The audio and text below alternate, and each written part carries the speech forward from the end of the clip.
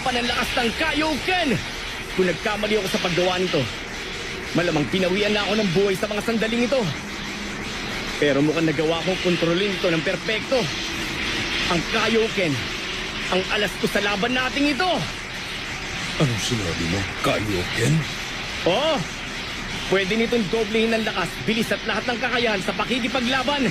Ito ang galaw na natutunan ko mula kay Kaiosama matagal na panahon na nakalipas. Oh, Heto na ako! imposible! Nandito ako! Hindi ko rin siya makita sa sobrang bilis niya. Binabalak niyang gamitin yan laban sa akin. Hindi ako makapaniwala sa bilis niya. Naku naman, iniisip mo bang delikado ka kung gagamitin niya yun laban sa'yo? Siyempre naman hindi. Ako pa ba?